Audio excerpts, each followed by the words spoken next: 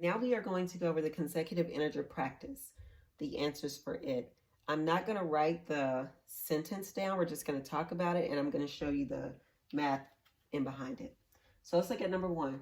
Number one says find three consecutive integers whose sum is 51. So consecutive integers. So this is the first integer. Here's my second integer because it's just consecutive. Here's my third integer.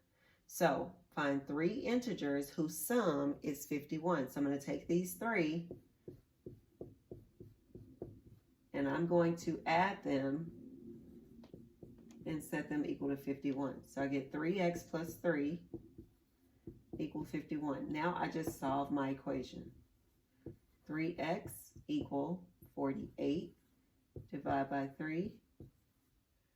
X equals 16. So if x is equal to 16, that means that the first integer is 16. But I'm looking for three consecutive integers in order.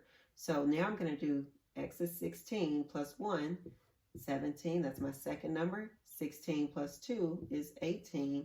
That's my third number. Three consecutive integers whose sum is 51. All right, number two. Number two says find two consecutive even integers whose sum is 94. So I'm looking for two consecutive even integers. Now remember, when they're consecutive even or consecutive odd, you are skip counting by 2. So I'm only looking for two integers, so I'm going to make two entries. Here's x, which is the first integer, and then x plus 2 is my next consecutive even integer. And I know that when I add these together, it equals 94. So let's set up the equation. That's 2x plus 2 equal 94. Subtract 2 on both sides. I'm left with 2x equal 92. Divide by 2. So I have x equal 46. Now, if x is 46, that's going to be my first integer. My second integer is going to be 46 plus 2, which is 48.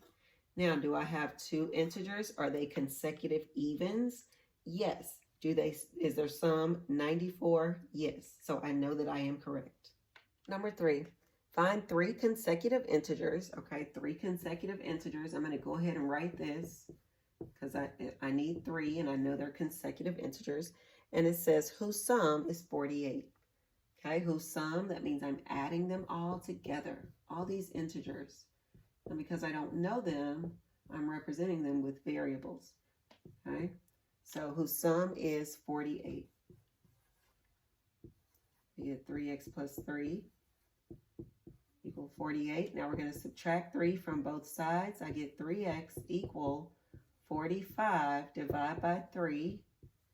X equal 15. Now if x is equal to 15, that means that's going to be my first integer. My second integer is 15 plus 1, and my third integer is 15 plus 2. Three consecutive integers whose sum is 48. All right, number four. Number four, we have find two consecutive odd integers. Okay, so I'm looking for two consecutive odd integers. Odd integers mean I'm skip counting by 2, whose sum is negative 88. So I'm going to add these together, and it should give me a negative 88. Okay, we got 2x plus 2 equals negative 88. Subtract 2 on both sides. I'm left with 2x equal negative 90. Divide by 2. X equals negative 45. All right, so that is x. Now remember, that is x. We need two consecutive odd integers. So x is negative 45. To find the next one, we're going to take negative 45 plus 2. Negative plus a positive is going to make it appear to go down. So we have negative 45 and negative 43. Okay, number 5 is a word problem. So let's read it. It says, find three consecutive odd integers. All right, let's hold on right there. So we need three consecutive odd integers. So I'm going to set up my key. I have x, which is the first one. Then since it's consecutive odd, I am skip counting by 2. So This is my first integer, second integer, third integer that are odd, right? It says such that the sum, so I'm adding something. What am I adding? The sum of 7 times the smallest. Okay, so out of these three integers, which one is the smallest? This first one is going to be the smallest. Then this one is the middle. And then you have this one being the largest. Now it says such that the sum of 7 times the smallest. So how do I represent that? 7 times the smallest and twice the largest. So I'm adding that and twice, meaning times, to the largest. Now I got to make sure I put the largest in parentheses to make sure that I take twice of the whole thing, right? And that's going to equal negative 91. Now we just solve it. Now, how do you solve this? You have to get rid of your parentheses first. So we're going to do distributive property to get rid of that. So I have 7x plus, now this gives me 2x plus 8 equals negative 91. Now we're going to combine like terms. So we get 9x plus 8 equal negative 91. Subtract 8 from both sides. So I have 9x equal negative 99.